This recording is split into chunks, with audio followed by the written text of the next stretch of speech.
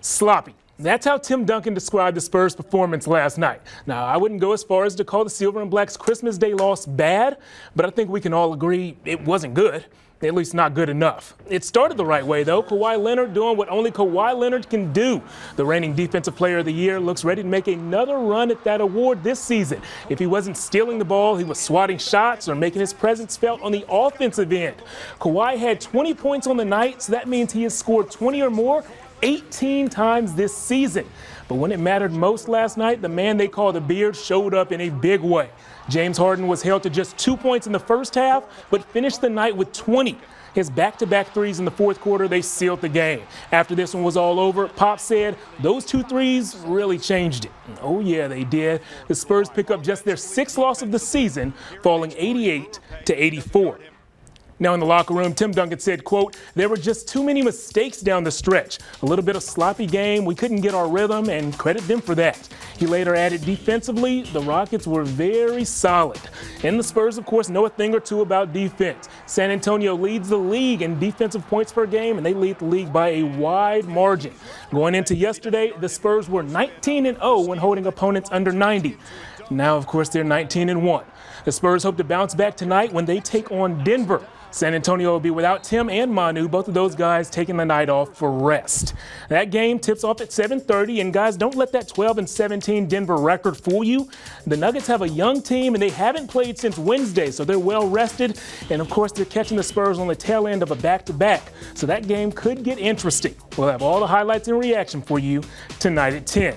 One of the most anticipated games of the year took place yesterday when the Warriors and Cavs had a finals rematch in prime time.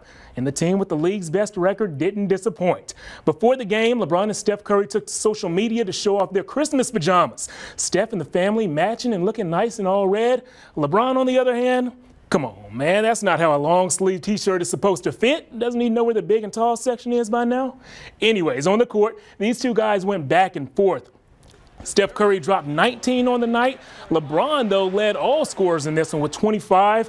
What he couldn't control were the fans in Golden State. The fans in Oracle Arena were not always kind to King James. Watch this woman call him a crybaby during a dead ball.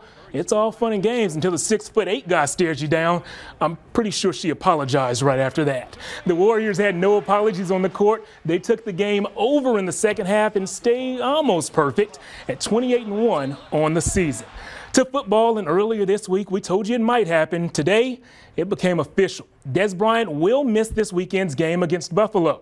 Dez has been dealing with nagging injuries going all the way back to the preseason when he tweaked a hammy during training camp. A foot injury then caused Dez to miss 5 games earlier in the season, and with him sitting out this Sunday's matchup, it's highly likely we've seen the last of number 88 in 2015.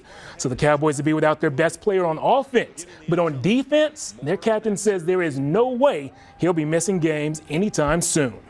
I'm ready to play.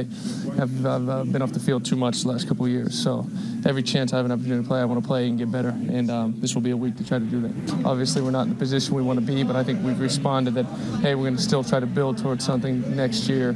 We have to get better. You know, we have the record for a reason, and we have to find a way to get better if we want to play better next year. Yes, they do. If Dallas is going to get their 5th win of the season this weekend, the offense will have to rely heavily on Kellen Moore.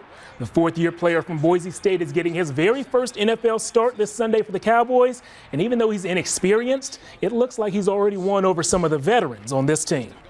He was really poised, you know, I mean, for most of us, I know for myself, earlier in that week was the first time we even caught a ball from him, you know, and I have a lot of respect for how he's approached it, how he's learned the system, and just how he communicated, you know, high-fiving after catches, and so I thought he did a really good job and responded really well even after the turnovers to come back and have that nice drive towards the end of the game. The Cowboys and Bills will play Sunday at noon in Buffalo. The Texans also know a thing or two about quarterback problems. This week, they'll be starting former Cowboy Brandon Weeden. Weeden will get the start over Brian Hoyer, who has yet to clear the NFL concussion protocol. For Houston, a win this Sunday combined with a Colts loss means the Texans will be heading back to the playoffs for the first time in years. And that's something their new quarterback is well aware of. We know what's at stake, absolutely, and we're playing for it, and that's on the forefront of everybody's mind. We got to win the rest of them, and the rest will take care of itself. So yeah, we know how big it is, and we're excited about this opportunity. Wheaton will lead the Texans against the Titans this Sunday. That game is a noon kickoff. From the pros to the college game, bowl season is underway. We have previews of some of the state's best teams and some of the nation's biggest games coming up next.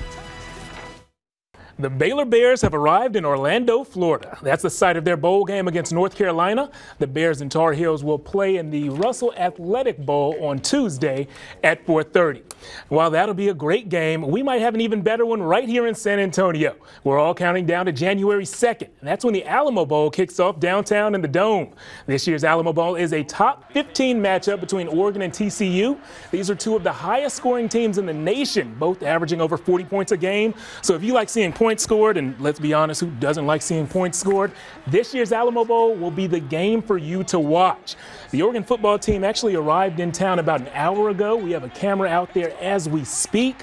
So we'll have video and reaction from the Oregon Ducks tonight at 10. And guys, I was looking over those two rosters for Oregon and TCU, and I'm just going to name off some schools to you: Madison, Wagner, Reagan, Roosevelt. We have graduates of a lot of San Antonio schools who are going to be playing in that game. So, yeah, cool little local flair. Go USA, that'll be awesome. It's the Ducks and the Frogs. There we go. Horned frog. Sounds a little more menacing. Horned frog. Well, yeah, no, hopefully they pack the dome, right? Get the good crowd out there. It's going to be a great game.